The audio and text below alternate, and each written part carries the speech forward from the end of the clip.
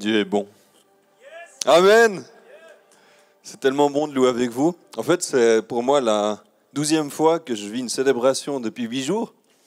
Et c'est génial parce qu'on ne se lasse pas en fait, de venir vers Dieu, de le louer, de l'adorer, de prier ensemble. C'est bon. Je vais prier pour remettre ce moment, puis après on va parler d'un sujet qui me tient vraiment à cœur. Alors Seigneur, merci pour ta présence dans ce lieu. Et je prie qu'alors qu'on ouvre ta Bible ensemble, tu viennes parler à nos cœurs, parler à nos pensées. Seigneur, viens révéler ton amour de Père. Viens nous dire combien tu nous aimes. Viens nous dire qui nous sommes en toi, Seigneur. Viens nous montrer notre identité, notre positionnement, nos privilèges d'être fils et filles de toi. Au nom de Jésus-Christ, Amen. Alors, je vous propose de commencer par une petite vidéo. Il y a des sous-titres en anglais, mais je vais vous les traduire, alors pas de panique. Alors, ces deux sont frères et ils sont super choux. Si on arrive à mettre le son, c'est super.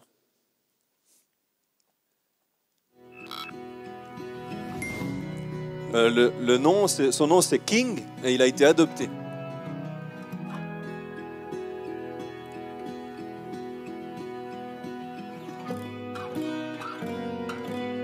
C'est pas le sang qui fait la famille, mais c'est l'amour.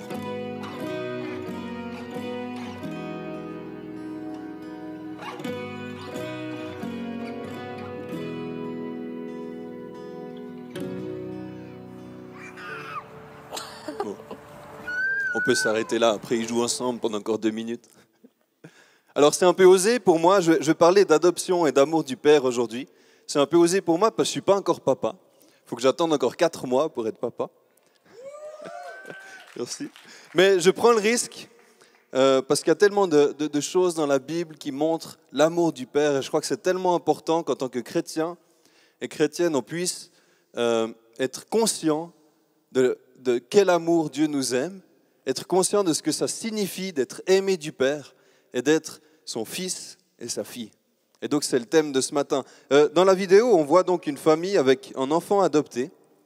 Et normalement, quand tout va bien, il n'y a aucune différence entre un enfant adopté et un enfant de sang. Même pour l'enfant, il n'y a aucune différence. Parfois, il peut se sentir inapproprié, mais pourtant, à la fois dans le cœur des parents et à la fois sur les papiers, légalement, il n'y a aucune différence. Et c'est assez fou parce que dans la Bible, on peut lire en Éphésiens 1, les versets 3 à 6, Éphésiens 1, 3 à 6. « Béni soit le Dieu et Père de notre Seigneur Jésus-Christ, qui nous a bénis de toute bénédiction spirituelle dans les lieux célestes et en Christ. En lui, Dieu nous a choisis avant la création du monde pour que nous soyons saints et sans défaut devant lui. Dans son amour, il nous a prédestinés à être ses enfants adoptifs par Jésus-Christ. C'est ce qu'il a voulu dans sa bienveillance pour que nous célébrions la gloire de sa grâce dont il nous a comblés dans le bien-aimé. Dieu le Père, par Jésus-Christ, nous adopte et fait de nous ses fils et ses filles. Et c'est quelque chose de tellement important parce que je vois, et moi le premier, je vois beaucoup de personnes qui n'ont pas compris la profondeur de cette réalité. Une fois qu'on est sauvé, il y a toute une vie, il y a tout un monde à découvrir et ça prend toute la vie. C'est pas, on n'y arrive jamais. Mais je vois trop de... En fait, être chrétien, je vais prendre la chose dans ce sens. Ce n'est pas quelque chose qui se passe dans le faire, mais c'est quelque chose qui se passe dans l'être. On n'est pas en train d'essayer de mériter l'amour de Dieu, de mériter sa grâce. C'est comme si, voilà, il nous a sauvés, j'ai reçu mon salut, mais maintenant toute ma vie, je vais travailler pour mériter ce salut. Ça, c'est faux. De toute façon, tu n'y arriveras pas. On n'est pas là pour acheter quelque chose de Dieu, pour acheter son amour, pour mériter sa faveur sur notre vie. Ce n'est pas parce que tu pries plus que tu auras plus de faveur. Ce n'est pas il faut que je prie, il faut que je jeûne, il faut que je lise ma Bible. Sinon Dieu ne m'aime pas, sinon je suis un mauvais chrétien. J'ai envie de briser tout ça ce matin. On n'est pas dans la performance. Il n'y a pas de performance, il n'y a pas de se forcer à travailler, de se forcer d'aimer Dieu, Oh, juste non. On l'a trop fait. Et je crois qu'il y a un souci là-dedans. Tu ne peux pas mériter l'amour de Dieu. Tu ne peux pas mériter l'amour de Dieu. Et comme je disais, je ne suis pas encore papa, mais je crois que même quand l'enfant fait une bêtise, le papa l'aime toujours. Et des fois, on a l'impression qu'avec Dieu, si on fait une bêtise, on est disqualifié. Alors, il n'y a pas de performance. Je vais revenir là-dessus plus tard. Mais dans ce texte d'adoption de Éphésiens, ce que j'aime, c'est que Dieu ne nous adopte pas parce qu'on est les meilleurs. Dieu ne t'a pas adopté parce que tu es le plus chou. Non, ça n'a rien à voir. S'il t'a adopté, c'est par sa grâce. C'est parce qu'il avait prévu de vivre cette relation avec toi. Et c'est parce qu'il t'aime. Et tu n'as rien fait pour. Tu n'as rien fait pour. En fait, on était tous ennemis de Dieu, concrètement. En vivant dans le péché, on était tous en rébellion contre Dieu. Donc c'est vraiment par sa grâce qu'il est venu chercher quelqu'un qui était ennemi de Dieu pour le prendre pour son fils ou sa fille. Et le but de cette adoption, on lit ça au verset 6, c'est que Dieu se glorifie. Donc la motivation première de l'adoption, ce n'est pas que tu sois bien, ce n'est pas que tu sois heureux dans ta vie, même si c'est un dégât collatéral, on va dire, mais c'est que Dieu se glorifie. C'est pour sa gloire. Alors ce n'est pas égocentrique, hein. De toute façon, Dieu se glorifie dans toutes choses. Bon, alors j'ai 3 points ce matin sur qu'est-ce que ça signifie d'être fils et fille de Dieu. La première chose que ça signifie, c'est qu'on peut appeler Dieu Père. On peut lui dire Papa. Il est notre Papa céleste. Et l'amour du Père, c'est tellement puissant. Dieu nous aime d'un amour tendre, d'un amour fort. On l'a chanté, d'un amour extravagant. Il ne nous abandonnera jamais. Il désire le meilleur pour nous. Il désire qu'on puisse s'épanouir, qu'on puisse être la meilleure version de nous-mêmes. Et plus que le désirer, il travaille dans nos cœurs pour que ça arrive. Il ne nous abandonnera jamais. Il nous aime d'un amour, mais juste incroyable. Et puis, ce qui est fou, c'est que quand il nous révèle son amour, il vient toucher nos entrailles, il vient toucher notre cœur, le plus profond de nous-mêmes. Et il nous restaure, il nous guérit. Toutes les blessures qu'on a pu vivre, toutes les trahisons, tous les problèmes dans nos relations, toutes les fois où on s'est senti nul, Dieu vient nous guérir de tout ça. Et alors que je prêche ce matin, je déclare que Dieu est en train de venir guérir nos cœurs, guérir nos âmes, guérir nos pensées. Il vient aussi briser tous les mensonges qu'on croit par rapport à notre position en Christ, par rapport à Dieu. Et il vient amener sa vérité là-dedans. Moi, il m'a guéri, en fait, c'est un exemple parmi d'autres, hein, il a beaucoup œuvré dans mon cœur. Mais quand j'étais ado, à l'école, j'étais toujours celui qu'on embêtait. C'était, voilà quoi, une période de ma vie. Sur le moment, c'était pas très drôle, mais en fait, je me suis converti et c'est comme si Dieu est venu me montrer quelque chose qui fonctionnait pas très bien en moi. Et plus tard, j'ai pu expliquer ce que c'était. Sur le moment, je n'ai pas tout de suite compris. Mais j'ai compris qu'en fait, j'avais un tel besoin d'affection, un tel besoin d'être accepté par mes amis. J'avais toute l'affection à la maison, mais par mes amis, d'avoir une place à l'école, que j'avais commencé à même créer des opportunités pour qu'on m'embête, parce que j'avais l'impression d'appartenir à un groupe, du coup. J'avais l'impression de servir à quelque chose. Oui. Et Dieu est venu réparer ce mauvais fonctionnement. Il est venu me transformer dans mon image de moi-même aussi, dans mon image de ce que c'est qu'une relation saine avec des amis. Et puis aujourd'hui, ceux qui m'embêtaient, c'est mes meilleurs amis. Donc ça, c'est aussi l'humour de Dieu. Dieu est bon. Petit témoignage, mais si tu as encore des bagages, si tu as encore des choses, des plaies ouvertes dans ton cœur ou dans ton âme, reste pas avec. Dis à Dieu, mais par ton amour, viens me guérir, viens restaurer. Et il va se faire une joie de le faire. Et on peut prier pour toi aussi. À la fin, il y aura des stands où tu peux prendre rendez-vous, tu peux demander à un ami de prier pour toi. Mais Dieu a à cœur de nous restaurer, de nous guérir et de travailler dans la profondeur de notre cœur. Alors, on va lire, je vais raconter un autre texte, vous ne l'aurez pas, mais ce n'est pas grave. On est dans Luc 15, c'est la parabole du fils prodigue. Ou alors la parabole du père aimant, si on le regarde dans l'autre sens. Donc, il y a un homme qui a 2 fils, et un fils, il fait quelque chose d'absolument incroyable. Il va vers son père et il lui dit, je paraphrase, mais il lui dit, je sais que tu n'es pas encore mort. Ça commence bien, hein.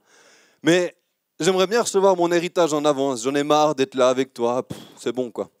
Alors, si tu pouvais me donner ce qui me revient, et puis comme ça, je peux partir puis faire ma vie. J'ai pas envie d'attendre que tu meurs, quoi. Ça, c'est un peu l'ingratitude du fils cadet qui dit ça à son père, puis après, il part avec ses biens, il va dans un autre pays. Et en fait, il gère mal. Il gère mal ce que le père lui a donné. Il utilise tout son argent, il se retrouve dans le besoin. Il y a une famine, il est vraiment dans le besoin, il n'a même plus d'endroit où dormir et ainsi de suite. Puis il va commencer à travailler pour un gars de ce pays. Il va en fait garder les porcs dans les champs. Alors ça, ce n'est pas le boulot rêvé pour un fils juif à l'époque, mais pourtant c'est là qu'il se retrouve. Et puis, il se passe quelque chose de fort. Le fils, il commence à se dire, mais en fait, combien de personnes chez mon père, même des travailleurs, ils ont à manger suffisamment et moi je suis là dans le besoin. Je vais retourner chez mon père, je vais lui dire, Père, j'ai péché contre toi, je ne suis pas digne d'être appelé ton fils, mais donne-moi un boulot. Alors il arrive, et puis le père le voit. Alors qu'il était encore loin, on est au verset 20, son père le vit et fut rempli de compassion. Il courut se jeter à son cou et l'embrassa. Le fils lui dit, Père, j'ai péché contre le ciel et contre toi, je ne suis plus digne d'être appelé ton fils. Mais le père dit à ses serviteurs, apportez vite le plus beau vêtement et mettez-le lui. Passez-lui un anneau au doigt et mettez-lui des sandales aux pieds. Amenez le veau qu'on a engraissé et tuez-le. Mangeons et réjouissons-nous, car mon fils que voici était mort et il est revenu à la vie, il était perdu et il est retrouvé. Et ils commencèrent à faire la fête. C'est tellement fort. Il faut imaginer ce père qui, il a vu son fils, donc je pense qu'il regardait de temps en temps au loin. Si son fils rentrait, je pense qu'il attendait le retour de son fils. Et là, il le voit. Et il lâche tout ce qu'il est en train de faire, il court vers son fils et il le prend dans ses bras. Et ça représente bien entendu Dieu qui nous prend dans ses bras d'amour. Alors, je vois plusieurs choses dans ce fils cadet. Je vois déjà, chacun de nous, quand on se convertit, c'est comme si on retourne vers notre Créateur, vers notre Père. Et à ce moment-là, il nous prend dans ses bras. Il nous attendait depuis longtemps. Il nous témoigne de son amour. Mais je vois aussi peut-être des chrétiens qui se sont éloignés, qui ont fait leur vie, qui sont partis de la maison du Père pendant quelque temps. Ça peut être des années, ça peut être plus court. Et à ce moment-là, même quand tu as foiré, même quand tu as reçu les bénédictions de Dieu, mais que tu les as mal gérées et puis que tu as fait ta vie sans lui, il t'attend, il te prend dans ses bras et il te rétablit comme son fils ou sa fille. Et ça, c'est fort. Alors, lorsque tu es déclaré juste par Jésus-Christ, tu es automatiquement déclaré comme fils ou fille de Dieu. Moi, je m'appelle Arnaud Bercier-Christ. Bonjour, enchanté. Et l'attitude des parents face à leurs enfants, comme l'attitude de ce père face à son fils, c'est une attitude d'amour. Même quand il fait une bêtise, même quand il a fait quelque chose de mauvais, même quand il a dilapidé tous les biens que le père lui avait donnés, le père l'aime. Il désire le pardonner, il désire le rétablir. Et il croit qu'il va faire mieux la prochaine fois. Dieu croit que tu vas faire mieux la prochaine fois. Il a confiance. Et puis même si tu refoires, ce n'est pas grave, il sera toujours là pour t'accueillir. En fait, une fois qu'on est déclaré fils et fille, il n'y a pas de retour en arrière. Tu ne peux pas faire quelque chose qui enlève le fait que tu sois fils ou fille. Tu ne peux pas être désadopté, ce n'est pas possible. Alors, encore une fois, ce n'est pas à propos du faire, mais de l'être. L'amour du Père ne dépend pas de ce que tu fais, mais de qui tu es en Jésus-Christ. Christ en nous, l'espérance de la gloire. Amen. Et puis ça a une implication aussi pour le service. Heureusement, Dieu ne dépend pas de notre performance dans le service. Heureusement, même si je prêche mal ce matin, Dieu va pouvoir toucher ton cœur, tes pensées. Heureusement, il ne dépend pas de ma capacité de bien prêcher. Il est bien au-dessus de ça. Et donc, il ne dépend pas de ta capacité de témoigner bien ou de prier bien. Il suffit juste de lui faire confiance, quoi. Et ça suffit. J'ai un petit témoignage par rapport à ça. Je sortais d'une école d'évangélisation en Allemagne, à Karlsruhe. C'était incroyable, avec des pointures de l'évangélisation. Et puis, on était en groupe, et puis chaque jour, on avait des cours, puis après, on allait dans les rues, puis on vivait des trucs extraordinaires. Des prières, des conversions, des guérisons et tout. Puis après, moi, je suis parti tout seul pour aller à une autre conférence pour évangélistes, à Leuven, en Belgique. Puis j'étais dans le train tout seul, puis je me suis dit, OK, on était une équipe, c'était cool, mais est-ce que tout seul, j'arrive vraiment à vivre l'action de Dieu sur la terre? Et à ce moment-là, il y a une dame qui rentre dans le train, et je la vois, puis j'ai eu cette conviction d'aller lui dire « Jésus t'aime ». Mais c'est vrai qu'après mon cours sur l'évangélisation, « Jésus t'aime », c'est un peu, voilà quoi. C'est pas vraiment prêcher l'évangile. Il n'y a pas la notion de péché, il n'y a pas la notion de repentance, il n'y a pas la notion de salut. Juste « Jésus t'aime », c'est un peu court. Et je me rappelle, j'ai passé 10 minutes à être en tension en moi-même. Est-ce que j'y vais? Est-ce que j'y vais pas? Mais j'ai fait cette prière. Dieu, si tu me demandes quelque chose, je vais le faire. Bon, j'ai pas le choix, il faut que j'y aille. Mais je me sentais vraiment ridicule. Alors finalement, je me lève, je vais vers cette dame, je lui dis, écoutez, ça peut paraître un peu bizarre, mais j'avais juste à cœur de vous dire, Jésus vous aime. Puis je suis retourné m'asseoir. Je me suis senti un peu bête, quoi. Un peu nul.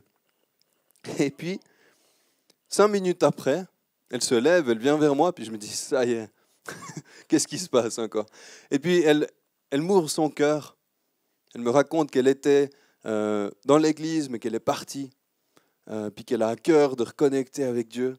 On a pu prier ensemble et c'était vraiment un temps, mais tellement fort. Alors que j'avais juste dit un petit mot et j'étais pas du tout à l'aise. J'étais tout rouge et je tremblais.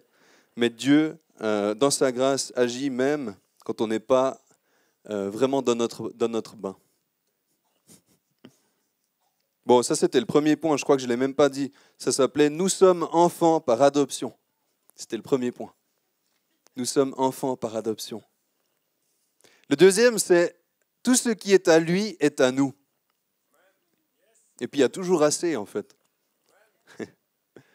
On va lire, là je vais lire parce que je connais moins bien l'histoire. C'est le fils aîné maintenant. Le fils aîné, donc il rentre, il était dans les champs, c'est le frère du gars dont on a parlé avant. Le fils aîné se mit en colère et il ne voulait pas entrer. Son père sortit le supplier d'entrer, mais il répondit à son père, « Voilà tant d'années que je suis à ton service, sans jamais désobéir à tes ordres. Et jamais tu ne m'as donné un chevreau pour que je fasse la fête avec mes amis. Mais quand ton fils est arrivé, celui qui a mangé tes biens avec des prostituées, pour lui tu as tué le veau engraissé. Mon enfant, lui dit le père, tu es toujours avec moi, et tout ce que j'ai est à toi. Mais il fallait bien faire la fête et nous réjouir, parce que ton frère, que voici, était mort et il est revenu à la vie, il était perdu et il a été retrouvé. Mon enfant, tout ce que j'ai est à toi. » En fait, ce fils-là, il n'avait rien compris non plus à ce que c'est que d'être fils. Il était dans une attitude de travailleur, d'employé, de serviteur. Il n'avait pas compris son privilège d'être fils. C'est-à-dire que ce qui appartient au Père lui appartient et qu'il peut disposer avec sagesse, qu'il est gestionnaire de ce que le Père a. Puis j'ai une image pour vous. En fait, être fils et fille, ça signifie être héritier et héritière de Dieu. Alors quand on le dit comme ça paraît un peu gros, mais pourtant c'est une réalité. Nous sommes héritiers et héritières de Dieu. Autant vous dire qu'il y a un sacré trésor dans le ciel. On peut disposer des promesses de Dieu par la foi. Sa joie, sa paix, son amour, toutes les promesses de Dieu, la paix. Alors, dans un texte que je trouve incroyable de Simpson, il prend cet exemple. Donc là, c'est ma carte de crédit. Il faut imaginer quand tu es sauvé, quand tu dis à Jésus, sois mon Seigneur, il te donne sa carte de crédit. Mais, il donne sa carte de crédit, mais tu peux retirer seulement ce que tu as besoin sur le moment. Tu ne peux pas faire de réserve. Parce que sinon, on serait comme le fils cadet. on partirait avec toutes les réserves et on ferait n'importe quoi. Et il n'y aurait plus de relation entre le Père et nous. Mais il nous donne une carte, on peut retirer dans le compte céleste seulement ce qu'on a besoin sur le moment. Comme ça, on vient toujours à lui, mais il y a toujours. Le compte n'est jamais épuisé, même si on est beaucoup à retirer. Et donc tu peux aller vers Dieu puis lui demander la paix quand tu en as besoin. Tu peux aller vers Dieu puis lui demander même des ressources financières quand tu en as besoin. Mais il ne va pas te donner une réserve pour toute ta vie.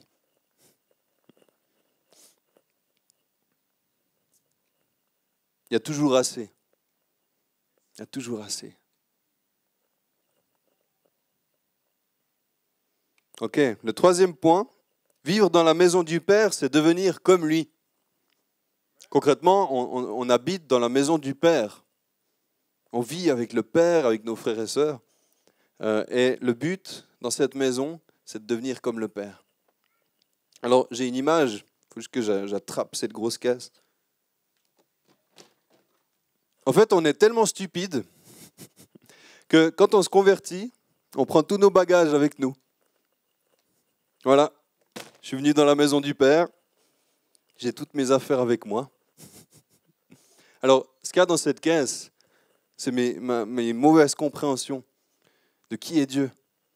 C'est mon orgueil, c'est ma colère, c'est ma tristesse, c'est mon besoin de contrôle, c'est ma jalousie.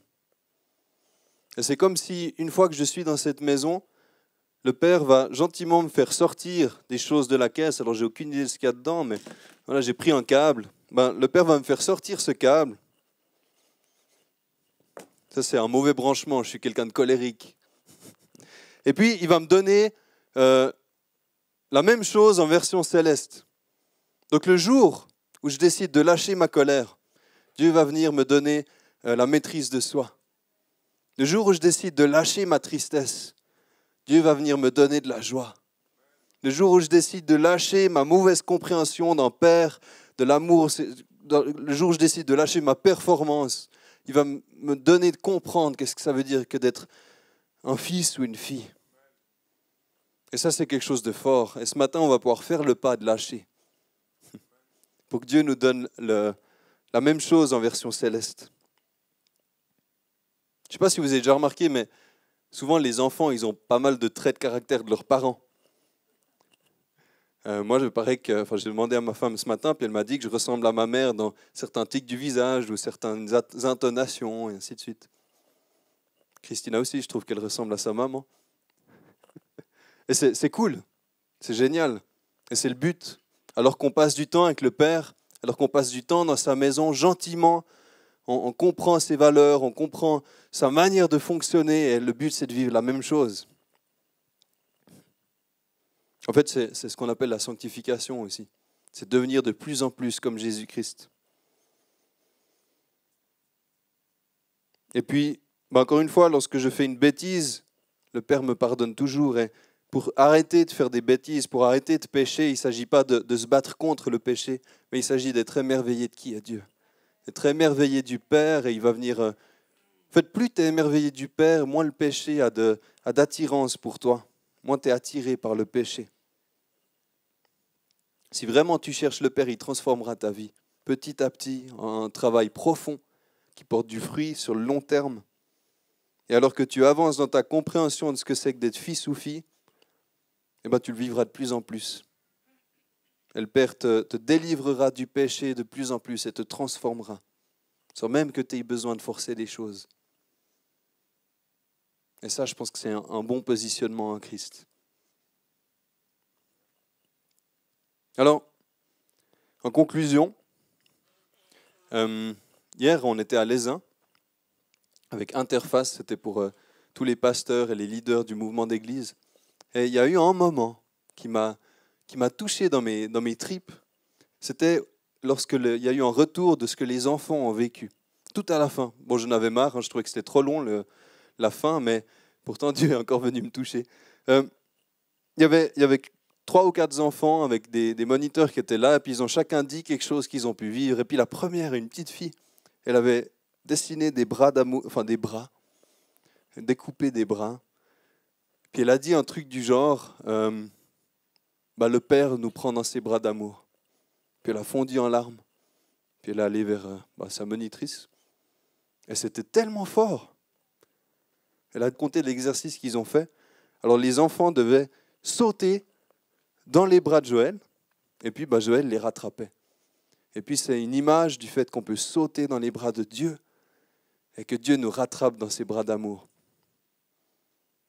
Alors je ne vais pas tous vous rattraper ce matin, mais j'ai envie qu'on puisse faire cet exercice en nous-mêmes, de vraiment se dire, mais Père, je saute dans tes bras d'amour. J'arrête d'essayer de tout contrôler. J'arrête de m'accrocher à mes vieux bagages qui sont ridicules. Mais je saute dans tes bras et je me laisse aimer par toi. Et je te laisse toucher mon cœur, toucher mes pensées, toucher mes entrailles. Peut-être qu'on peut se lever, ou tu peux rester assis si tu préfères. Mais je vais laisser peut-être 30 secondes, 1 minute pour que tu puisses réfléchir.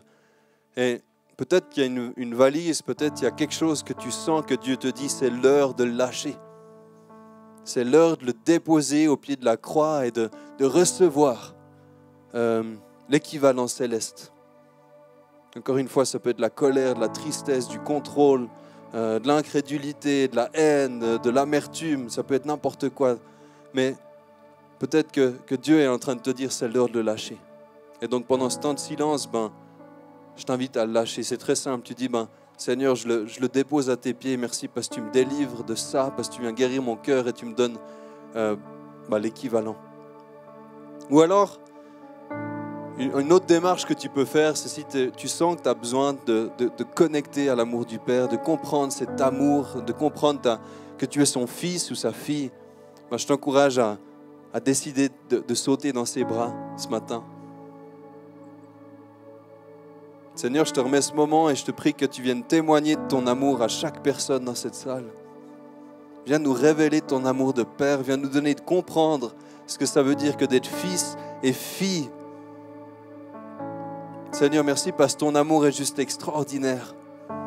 Et je prie que tu viennes le révéler, je prie que tu viennes témoigner de cet amour maintenant. Seigneur, viens nous montrer ton amour, viens nous prendre dans tes bras d'amour ce matin. On a besoin d'être aimé de toi, Seigneur. On veut lâcher toute notre performance, tout notre contrôle, toutes nos vieilles valises et on veut déclarer, Seigneur, que tu viens toucher nos cœurs et toucher nos vies. Viens guérir, viens restaurer aussi, Seigneur. On s'abandonne dans tes bras d'amour ce matin.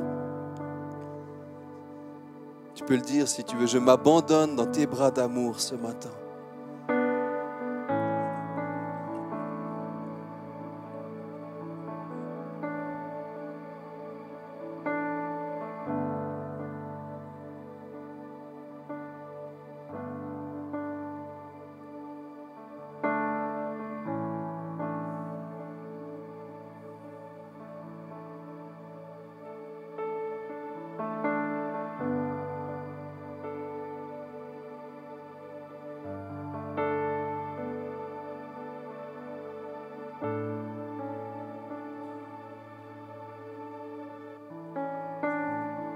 J'ai comme cette vision d'un petit enfant qui court et qui saute dans les bras de son père. Et je crois que peut-être parmi nous, il y a des gens qui n'ont jamais fait ce pas. Le Père a envie de t'adopter aujourd'hui. Alors si tu n'as jamais fait ce pas, si tu ne peux pas dire que Jésus est ton Seigneur et ton Sauveur, je t'encourage à faire cette prière avec moi ce matin. Seigneur Jésus, sois mon Seigneur. Sois mon sauveur. Je saute dans tes bras ce matin et je te remets ma vie entière. Au nom de Jésus-Christ, amen. Seigneur, donne-nous aussi d'être des pères et des mères pour ceux qui en ont besoin. Donne-nous de te représenter, de partager cet amour que tu nous donnes. Au nom de Jésus-Christ. Amen.